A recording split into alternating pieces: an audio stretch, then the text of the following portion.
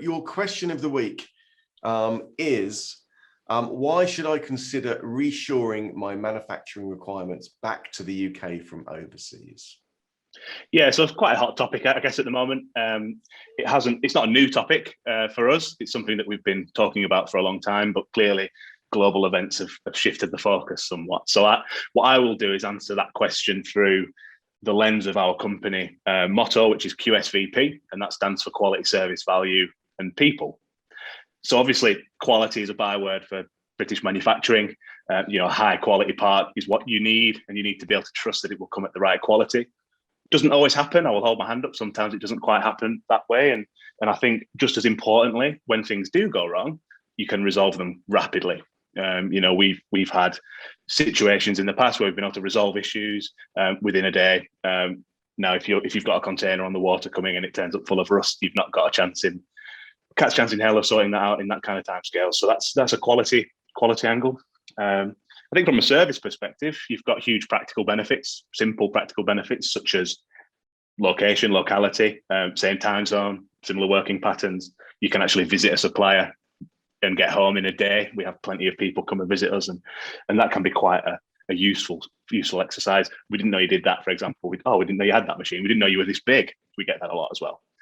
Flexibility, orders can change. So our customers will have their customers and their demands will change. That's natural. Again, going back to the example of if you've got stuff in a container on the boat in the water, you're not going to be able to change that order. Your best bet, you're going to have to order it again.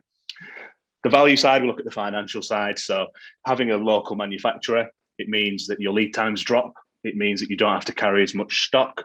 So you can edge towards that just in time that everybody wants to do, but it's actually quite hard to achieve with that guaranteed service level. You've got a far better chance of doing that with a UK supplier. Exchange rate risk, obviously, that's a fairly straightforward one. We saw a lot of manufacturing being offshored during the early 2000s. We saw that happen from our perspective. And if on cost alone, you kind of hold your hands up and you say, okay, fair enough, we can't argue with that. But I think those cost savings have largely been eroded now. And when you factor in the current situation with shipping and things like that, it's a much less no-brainer situation to bring that work back to the UK. And lastly, the last point, sorry, Steve, just on the people side, I think on the people side, and this is where I think it's really important to talk about, which is your sustainability angle. So you've got your carbon footprint situation. I did some work with a local university, and they actually helped to conclude that for us, asking one of our customers whether or not they'd consider bringing their supply from Taiwan into the UK, they'd actually save. It was actually 275 times more carbon created by bringing a product from Taiwan than it was from us to their factory. It's a huge carbon impact. And then on the people side, you've got employment and skills retention. We talk about the skills shortages in UK manufacturing, and they are real, but they're not going to get any easier if we don't build back the manufacturing sector in the UK. So yeah, we need to shout about it as much as we can. We need to help each other out, and the future's bright. Well, I think you put a pretty good case forward there, Chris, for I hope so. Reshoring. I think one of probably the key things inside all those points is kind of that people need that reliability, don't they? They need to know that they can get things on time, and because actually there's sometimes more at stake than money, than the cost of what's being made if things aren't done on time, whether it's reputation or a bigger order, it's part of a bigger order.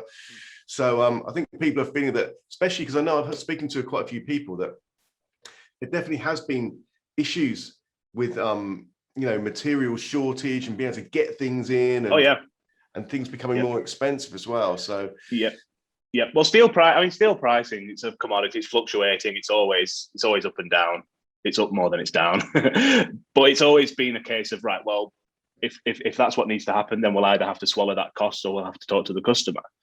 We've never been in a situation where we've not been able to get the steel at all.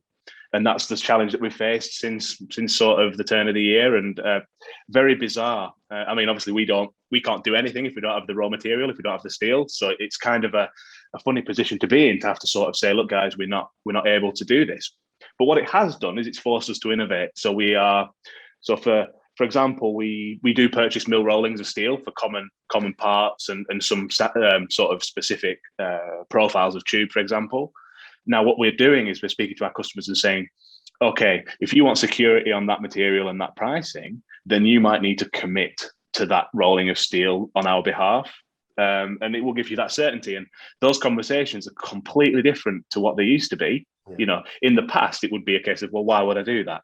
You know, the steel's so readily available. Why should I commit? Well, now the customer base might be saying, well, how do we mitigate all these risks? And it's up to us as a service provider to offer up those solutions. And to be fair, we're doing a good job at it. Perfect. All right. Well, look, Chris, thank you so much. Chris Smith from Pendle Engineering. Thank you for being on the engine room. Much appreciated. Pleasure. Thanks, Steve.